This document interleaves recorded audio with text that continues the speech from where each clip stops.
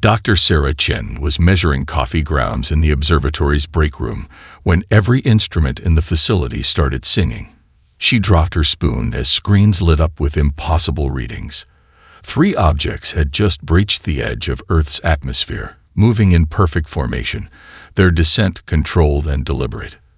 "Get the president on the line," her colleague shouted from the main room. Sarah didn't move. She was too busy watching the object's trajectory, noticing something that everyone else had missed. These weren't missiles or asteroids. They were slowing down. The ships, and they were definitely ships, touched down in Central Park on a sunny Tuesday morning.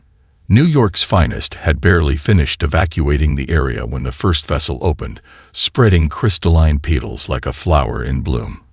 From within emerged beings that sparkled in the sunlight, their translucent bodies refracting light into tiny rainbows that danced across the grass. The second ship hummed to a stop, its metallic surface rippling like mercury. The beings that stepped out were a perfect fusion of organic and machine, their movements accompanied by the gentle whirring of countless tiny gears. Their eyes glowed with a soft blue light that reminded Sarah of her laptop's sleep mode indicator. The third ship didn't so much land as phase into existence. Its occupants were nearly invisible at first, appearing as graceful distortions in the air, like heat waves rising from hot pavement. As they moved forward, they took on more substantial forms, their bodies rippling with colors that would have made the aurora borealis jealous.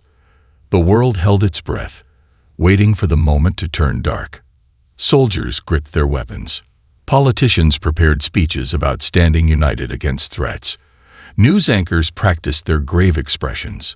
Then little Amy Martinez, age 6, ducked under the barrier and ran straight toward the crystalline beings. Her mother's scream of terror turned into confusion as one of the crystal aliens knelt down, its faceted face catching the sunlight. Amy reached out and touched its hand, then giggled. "You're pretty," she declared with all the authority a 6-year-old could muster. The crystal being made a sound like wind chimes in a gentle breeze. Laughter, Sarah realized. The tension shattered like thin ice in spring. Within hours, Central Park had transformed into the galaxy's most unusual picnic. The Vorathi, the crystalline refugees, created beautiful light displays that had children squealing with delight. The Mechthar demonstrated their cybernetic interfaces by connecting to phones and creating dazzling holographic displays of their homeworlds. The Lumini danced through the air, playing an impromptu game of tag with a group of teenagers.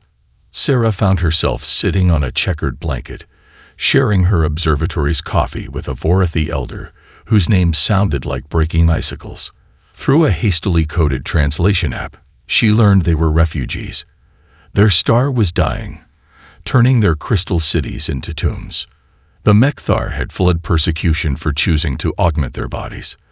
The Lumini's home dimension was collapsing.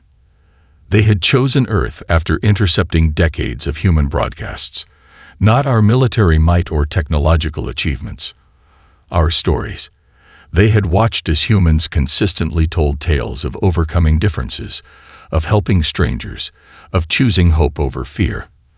They had seen how humans treated the lost, the displaced, the different in their fiction, and gambled that reality would match.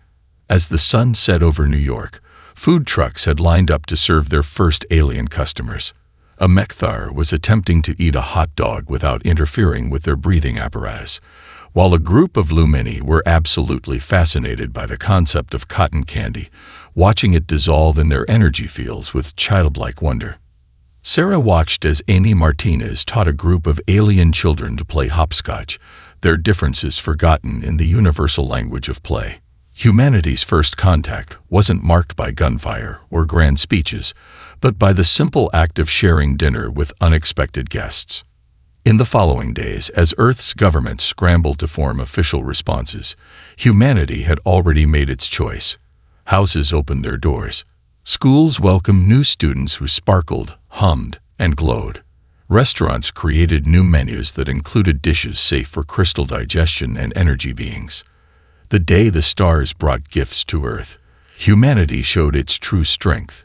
Not the power to fight, but the power to welcome everyone to the table. 6 months after the arrival of Earth's first refugees, Captain Maya Rodriguez stood on the observation deck of the International Space Station, watching the steady stream of lights arriving from deep space.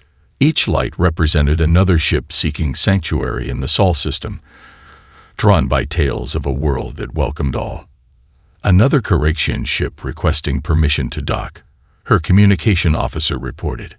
That's the third this week. Maya smiled, remembering how the first Karaxian arrival had been so surprised by their welcome that they'd hidden in their ship for 3 days. Now they were teaching humans how to grow gardens in zero gravity, their tendril-like appendages perfect for tending to floating crops that now decorated the station's exterior. The space station had transformed from a scientific outpost into something the media called Grand Central Station of the Stars. Its corridors now sparkled with Vorathi crystal enhancements that doubled as navigation signs. Mechthar engineering had helped expand the living quarters into a sprawling complex that could house thousands. The Lumini had contributed their knowledge of energy field manipulation, creating artificial gravity that made the station feel more like a floating city than a cramped metal tube. "Captain," her assistant called out, "the Thanksgiving preparations are ready for your inspection." Maya followed him to what had once been the main research bay. It now served as the station's grand dining hall, decorated with symbols and colors from 24 different species. Tables of various shapes and sizes accommodated beings of all forms, anti-gravity platforms for energy beings, crystal-reinforced seats for heavy gravity species, and specialized feeding stations for those who consumed energy rather than matter. The station's human chef, Marcus Wong, had outdone himself this year. Traditional turkey sat alongside dishes designed for every biology. Crystal nutrient formations that the Vorathi could absorb, energy field condensers that the Lumini could consume, and protein syntheses safe for silicon-based life forms. Each dish was labeled in 15 languages, including 3 that consisted entirely of light patterns. "We have a situation in Docking Bay 4, her comm crackled. Maya rushed to the scene, expecting trouble. Instead, she found a Nexari ship attempting to dock right next to a Sorillian vessel. According to the database, their species had been at war for over 3 centuries.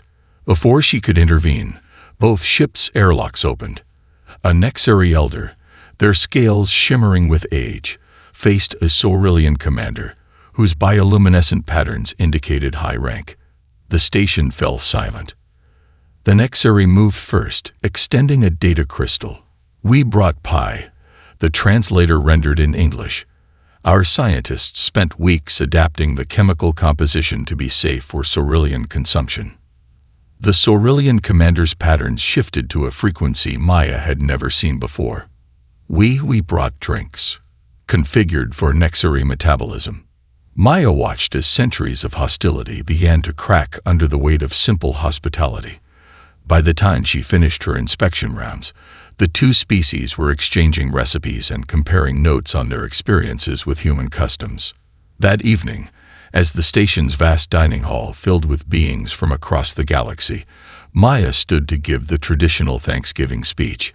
She looked out at her audience, crystalline beings that sparkled, energy forms that danced, biological entities of every shape and size, all gathered around the same tables. "On Earth," she began, "Thanksgiving began as a story of different peoples sharing a meal together. Today, we continue that tradition on a scale our ancestors could never have imagined. Every being here has brought something unique to our table: knowledge, culture, friendship, but more importantly, each of you has helped us build something remarkable, a home among the stars where everyone is welcome." As she spoke, a new light appeared on the detection screens. Another ship, another group seeking sanctuary. Maya smiled, knowing there would always be room for more at humanity's table. The Sol system had become known as Rainbow Harbor, a place where the only requirement for entry was the willingness to share a meal with former enemies and help set the table for the next arrival. In the years to come, historians would note that humanity's greatest achievement wasn't space travel or advanced technology. It was turning a cold, empty space station into the galaxy's most welcoming home. Professor James Chen walked through the halls of the newly established Interstellar Academy of Sciences, marveling at how much had changed in just 1 year. The academy had started as a simple cultural exchange program, but had quickly evolved into something extraordinary. Every classroom held wonders that would have seemed impossible months ago. In the quantum engineering lab, a young human student named Zora Patel sat cross-legged on the floor, her hands moving through the air as she manipulated crystal formations under the guidance of a Vorathi master craftsman. The crystals danced and reformed, creating complex structures that hummed with energy. Remarkable, the Vorathi teacher chimed, their crystalline form gleaming with pride. In all my centuries, I've never seen anyone grasp crystal harmonics so intuitively. You're not just replicating our techniques, you're creating entirely new resonance patterns. Zora beamed as her crystal creation stabilized into a delicate lattice. I just treated it like music, she explained. Each crystal has its own song, and I'm helping them harmonize. Her insight had already led to breakthroughs in crystal-based computing that even the Vorathi hadn't considered. In the next laboratory, Dr. Maria Santos worked alongside a team of Mechthar engineers. Their project had started when Maria showed them her daughter's drawings of butterflies. The Mechthar, fascinated by the concept of beautiful, functional wings, had helped her develop cybernetic interfaces that moved with organic grace. "Look at this," Maria called out excitedly as James passed. She demonstrated their latest prototype, a prosthetic arm that didn't just function but flowed like water, its movements as natural as breathing. We combined Mechthar precision engineering with human biomechanics and aesthetics. It's not just about utility anymore. It's about making something beautiful. The Lumini Teaching Hall was perhaps the most striking example of human-alien collaboration. The energy beings had been puzzled at first by human art and emotions, but something unexpected happened when a human psychologist introduced them to music. The Lumini discovered they could resonate with human brainwaves, creating a form of communication that transcended traditional language. James watched as a Lumini instructor merged with the classroom's ambient light, their energy field harmonizing with the students' neural patterns. The humans learned to project their thoughts as colorful patterns, while the Lumini learned to translate their energy fluctuations into emotional concepts humans could understand. Professor Chen called out Dr. Yuki Tanaka from the Xenobiology department. "You need to see this." She led him to a greenhouse where plants from a dozen worlds grew together in impossible harmony. We applied human permaculture principles to alien botanicals. The Vorathi crystals channel light, the Mechthar systems regulate growth, and the Lumini energy fields create perfect growing conditions. But the real breakthrough came from an unexpected source. 10-year-old Tommy Williams, visiting his mother at work, had asked a simple question. If the Vorathi are made of crystal, and the Mechthar use machines, and the Lumini are made of light, why can't we mix them all together? That childish insight led to the development of biocrystal energy matrices, living technology that combined the best aspects of all three species with human creativity. The first prototype sat in a special chamber, a small crystalline seed infused with Mechthar nanites and Lumini energy, growing into something entirely new. As James completed his rounds, he found himself in the Academy's central atrium. Students and teachers from across the galaxy gathered here, sharing knowledge as freely as they shared meals. A Vorathi crystal master learned earth dance moves from a human teenager. A Mechthar engineer debated poetry with a literature professor. A group of Lumini practiced making shadow puppets with giggling children. "We're not just learning their technology," James noted in his daily log. "We're teaching each other how to see the universe in new ways. Every species brings their own perspective, their own wisdom. But humanity's gift, it seems, is the ability to take these different views and weave them into something greater than the sum of their parts." The Interstellar Academy had become more than a school. It was living proof that the best way to learn was to share, and the best way to grow was to grow together. Governor Isabella Martinez stood in the first Martian crystal dome, her breath fogging the transparent surface as she watched the sunset paint the red planet's sky in stunning purples and golds. Behind her, a delegation from the Galactic Consortium shifted uncomfortably in the artificial atmosphere. "This is impossible," the lead delegate stated, his translator struggling to convey his mix of disbelief and frustration. "You cannot simply transform planets on a whim. There are protocols, permissions needed." "With all due respect," Isabella interrupted, gesturing to the thriving garden around them. "We already did." The massive dome, constructed using Vorathi crystal technology and powered by Lumini energy fields, housed a self-sustaining ecosystem. Trees from Earth grew alongside crystalline formations that served as homes for various species, while anti-gravity platforms allowed flying species to soar freely within the enclosure. "The consortium demands that Earth cease accepting refugees," another delegate began, but fell silent as Isabella led them to the observation deck overlooking New Haven City. The Martian settlement sprawled beneath them, a harmonious blend of human ingenuity and alien architecture. Crystal spires caught the last rays of sunlight, powering the city's grid. Mekthar Environmental Systems ensured every dome maintained perfect living conditions for its inhabitants. 3 months ago, this was empty desert, Isabella explained. Today, it's home to 50,000 beings from 30 different species. Tomorrow, we break ground on 3 new domes. She turned to face the delegation. "We're not asking for permission to help people. We're showing you it can be done." The delegates' expressions darkened, but before they could respond, Isabella's comm unit chimed. "Governor, you're needed in the Venus Command Center. The Cloud City platforms are ready for their first test." Isabella smiled. "Would you care to witness humanity's response to your demands?" Without waiting for an answer, she led them to a teleportation pad, another gift from grateful refugees. In moments, they stood in a control room high above Venus's surface. Dr. Raj Patel, Earth's leading atmospheric scientist, barely looked up from his console as they entered. "Perfect timing, Governor. The Lumini just finished stabilizing the energy fields, and the Mekthar environmental systems are online." On massive screens, they watched as massive platforms, constructed from ultralight materials developed through human-alien collaboration, rose through Venus's toxic atmosphere. Each platform was a city in itself, designed to float in the layers of Venus's atmosphere, where temperature and pressure were Earth-like. "Impossible," one delegate whispered again, but with a different tone this time. "That's becoming a very human word," Isabella replied. "Watch."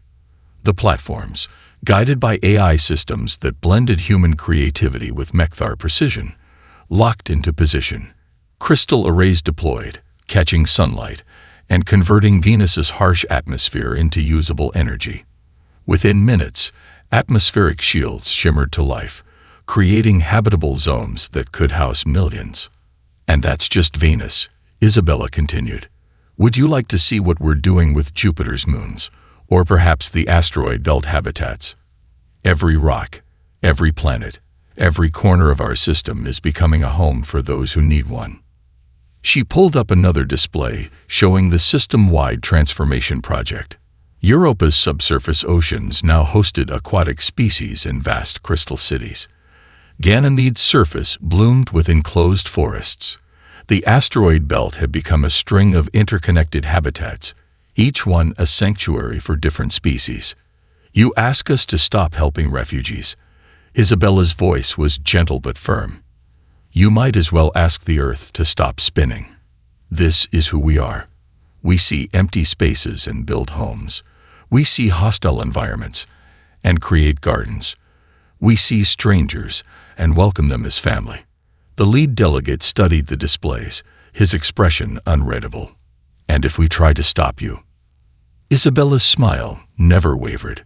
"Then we'll build faster. Every barrier you put up, we'll find a way around it. Every world you close to refugees, we'll create 2 new homes among the stars. You see, helping others isn't just what we do. It's what we are." As if to emphasize her point, alarms chimed softly. New ships had been detected entering the system, more refugees seeking sanctuary. Without hesitation, Isabella began issuing orders, coordinating with the various habitat projects to find spaces for everyone. "Welcome to the future," she told the stunned delegates. "There's room for everyone, including you, if you'd like to stay for dinner. We're having a system-wide potluck tonight, and I hear the Jovian moon colonies make amazing desserts." Ambassador Aisha Patel straightened her uniform as the starship Hope descended through the atmosphere of Nexus Prime, where two species had been locked in battle for the past decade. The conflict zone stretched across the planet's equator, a scared landscape that had once been a thriving megalopolis. "Final approach to the neutral zone," Captain Lin announced from the bridge. Though I use that term loosely since both sides are currently throwing everything they have at each other. Aisha nodded, checking the cargo manifests one last time. The Hope's holds were filled with medical supplies, food, and building materials, enough to help both sides of the conflict. The ship itself was a marvel of human-alien engineering, its hull enhanced with Vorathi crystals that could deflect energy weapons, while Lumini shields made it nearly impossible to target. "They're hailing us," the communications officer reported. "Both sides are demanding we leave their space immediately." "Open a channel to both commanders," Aisha requested. When the screens lit up, showing the reptilian Shkari commander on one side and the insectoid hive queen on the other, she smiled warmly. "Good morning. We brought breakfast." The silence that followed was almost comical. The Shkari commander recovered first. "This is an active war zone. Your presence is not welcome." "Oh, we know," Aisha replied cheerfully. "That's exactly why we're here. Our scans show that both sides are running low on medical supplies, and there's a vitamin deficiency spreading through your troops. We've brought supplements calibrated for both species biology." The hive queen's antennae twitched in confusion. "You intend to supply our enemies." "We intend to supply everyone," Aisha corrected. "And we've brought something special.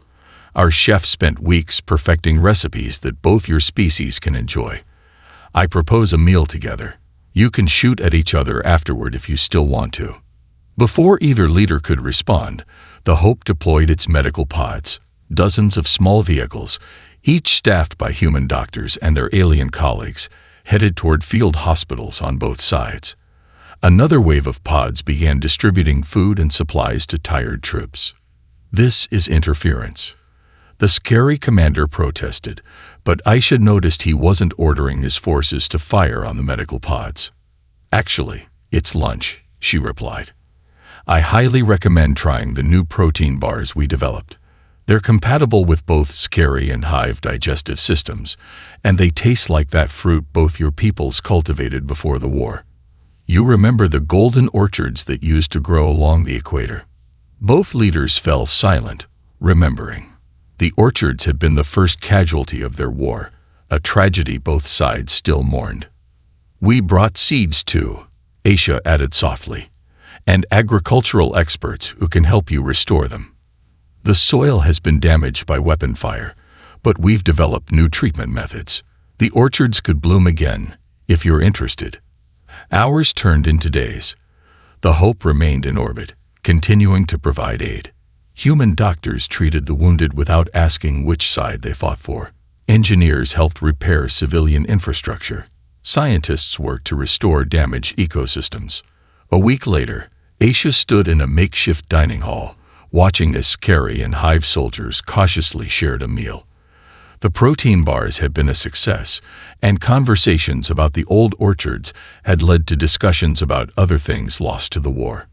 "You cannot simply feed peace into existence," the Shkari commander had grumbled during one meeting. "Watch us," Aisha had replied. She knew Earth had deployed similar missions to conflict zones across the galaxy. Each ship carried the same cargo: food, medicine, supplies, and an absolute refusal to give up on peace. The breaking point came when both sides discovered their children playing together in one of the aid camps, sharing sweets and teaching each other games. It's hard to maintain hatred while watching your children laugh together. A month after the Hope's arrival, the first peace talks began. They were held in the ship's dining hall, over a feast that celebrated both cultures. As the leaders cautiously discussed terms, human aid workers were already helping civilians rebuild their homes. "Your strategy is both brilliant and incomprehensible," the Hive Queen later admitted to Aisha. "You made it more difficult to continue fighting than to consider peace." Aisha smiled, pouring tea for both leaders. "That's the funny thing about kindness. It's surprisingly hard to argue with someone who keeps helping you, no matter what you do to them." Director Samira Khan stood before the massive holographic display in Earth's Interstellar Aid Coordination Center, watching thousands of green dots move across the galaxy map. Each dot represented a human-led mission of Operation Neighborhood Watch, humanity's most ambitious project yet. "Status update on the Centauri sector," her assistant David Chen announced, bringing up detailed projections. The stellar stabilization team successfully prevented the collapse of 3 dying stars. Local populations are stunned. They'd been preparing for evacuation for decades. Samira smiled, remembering how the project had started. When Earth's scientists combined Vorethi crystal engineering with Lumini energy manipulation, they'd created a method to rejuvenate failing stars. The first test had saved a star system of 8 billion inhabitants from certain doom. Director called Dr. Elena Rodriguez from the Environmental Division. "You need to see this." The display shifted to show a once-dead world blooming with life. The terraforming project on Nexus 3 is 2 years ahead of schedule. Turns out when you combine Earth's extremophile bacteria with Mekthar environmental systems, you can restore a toxic atmosphere in months instead of centuries. The center buzzed with activity as reports flowed in from across known space. A team in the Orion Arm had discovered a way to neutralize a devastating crop blight. Another group had developed clean energy systems that could power entire planets using only stellar wind. Each solution was shared freely, with human engineers teaching local populations how to implement and maintain the new technologies. "Ma'am," David interrupted, looking concerned. "We're receiving a priority message from the Galactic Consortium. They're demanding we cease operations in their territory immediately. They're claiming we're disrupting the natural order of technological development." Samira walked to the communication panel, straightening her jacket. The consortium representative appeared on screen, his expression stern. "Director Khan, your species' interference must stop. These civilizations need to develop at their own pace." "With respect, Counselor," Samira replied. "Watching others suffer when you can help them isn't patience. It's indifference. Let me show you something." She transmitted data from their latest projects. "See this system? They've been fighting over scarce resources for generations. We showed them how to synthesize what they need. This dying world. We taught them how to heal their planet's atmosphere. That refugee crisis you've been monitoring. We're not just relocating people, we're making their homes livable again. You're interfering with..." The counselor began, but Samira gently interrupted. "We're sharing knowledge, Counselor, just as the Vorethi shared with us, and the Mekthar, and the Lumini. Every solution we develop is built on cooperation between species. We're not imposing our ways, we're learning from everyone and offering what we learn to all who need it." As if to emphasize her point, the displays around her lit up with new success reports. A human Vorethi team had developed crystal technologies that could purify polluted oceans. A collaborative effort with the Mekthar had produced medical nanites that could cure genetic diseases. Lumini energy specialists working with human physicists had created safe, stable wormholes for faster travel between systems. "Here's the interesting thing about helping others," Samira continued, her voice warm but firm. "It tends to spread. Those we helped yesterday are helping others today. That star system we saved, they're now teaching their neighbors how to build stellar regulators. The planet we helped decontaminate, they're leading ecological restoration projects in their sector." She brought up a final display, a time-lapse showing how their aid network had grown. Green dots of human missions spawned blue dots of secondary aid projects, then yellow dots of tertiary assistance efforts, spreading like a galaxy-wide web of cooperation. You see, Counselor, we're not just solving problems. We're teaching the galaxy that everyone can be part of the solution. Every world we help becomes a new center of hope, a new source of aid for others. It's not interference. It's showing everyone that the universe works better when we all help each other. The counselor stared at the display, watching the network of mutual aid expand. And if we order you to stop? Samira's smile never wavered. Then we'll have to work harder to help you understand why we can't. Perhaps you'd like to visit our new Solar Engineering Academy. The cafeteria has an excellent view of the star we restored last week. We could discuss this over lunch. The consortium's battle fleet emerged from hyperspace at the edge of the Sol system, 10,000 ships strong. Admiral Zhang Wei of Earth's Defense Force watched from the bridge of the starship Harmony as the massive armada approached. His vessel, like all human ships, carried no weapons. They're broadcasting their demands, his communications officer reported. Complete cessation of all humanitarian operations and the return of all refugee species to their original territories. Wei smiled softly, remembering a lesson his grandmother had taught him about dealing with angry neighbors. Bring them food. Send our response. All channels, all languages. Across the fleet, screens lit up with images from Earth and its colonies. Children of different species playing together in the Mars domes. Scientists from across the galaxy working side by side in the Jupiter research stations. Formerly hostile races sharing meals in Venus's floating cities. Welcome to Sol. Wei's message began. We notice you've had a long journey. Our stellar maps show you crossed 3 sectors to reach us. Your crews must be tired. We've prepared guest quarters throughout our system, and our chefs have studied your species' dietary requirements. Would you prefer to start with dinner or a rest? The consortium fleet faltered. This was not the response they had expected. This is not a social call, the consortium admiral responded. This is a show of force. Ah, we see your ships have older model fusion drives, Wei replied cheerfully. They must be straining after such a long journey. Our engineering teams would be happy to help upgrade them. We've made remarkable advances in engine efficiency lately. Before the consortium could respond, hundreds of small vessels launched from Earth's colonies. Each one was a welcome wagon, carrying fresh supplies, repair teams, and offers of assistance.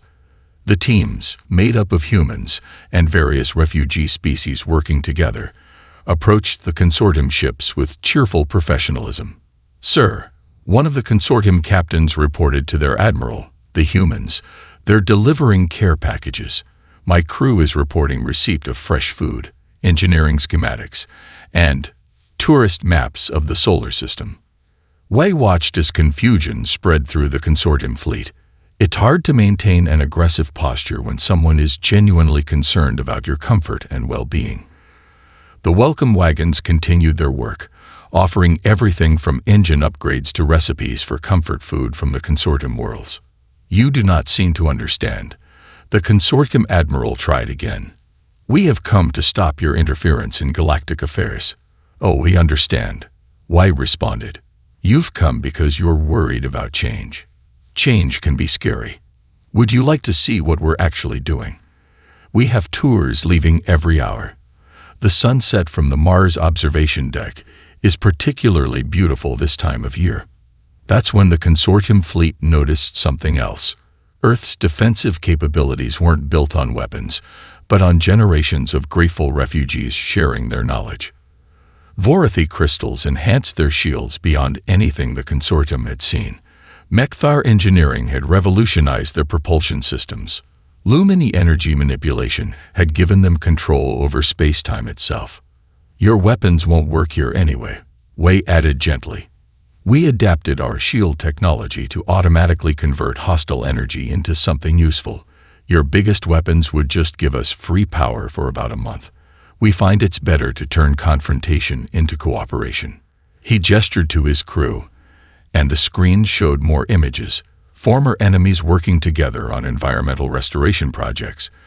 children from warring species becoming best friends, decades-old conflicts being resolved over shared meals. So, Y continued, shall we show you what we've learned about turning potential enemies into friends? The Saturn rings are lovely this time of year, and we've built some wonderful observation restaurants, perfect for discussing how we can help each other.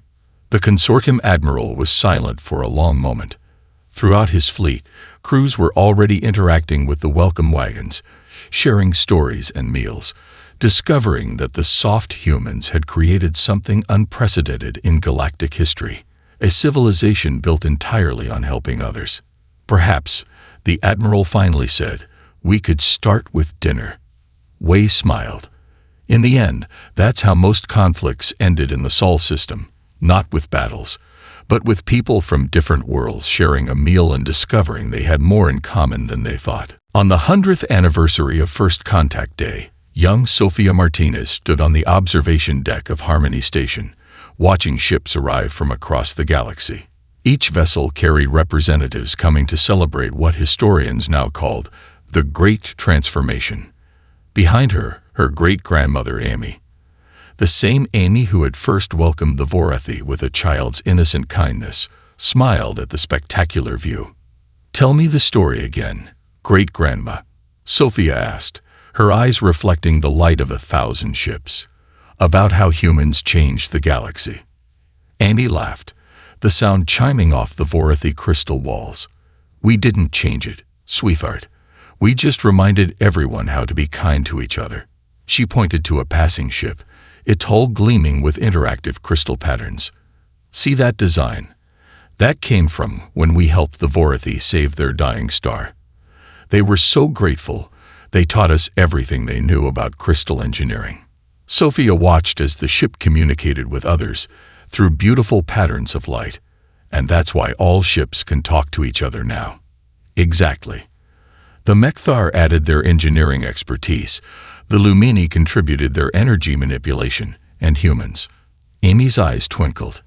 We added art. We made the practical beautiful, turned survival into celebration. The station's grand hall had been transformed for the centennial celebration. Representatives from thousands of species mingled together, sharing stories and meals. Children from dozens of worlds played games that blended traditions from across the galaxy. Scientists exchanged discoveries while artists collaborated on works that defied traditional physics. Ambassador Martinez, a crystalline voice chimed. A young Vorathi approached, their form catching the starlight. Would you share the Earth custom of ice cream with my younglings? They've heard so much about it. Sophia grinned as she watched her great-grandmother lead a group of excited crystal children toward the celebration's massive dessert section. Each treat had been carefully crafted to be safe and enjoyable for different species biology. The sight of former enemies sharing desserts had become a symbol of how far the galaxy had come.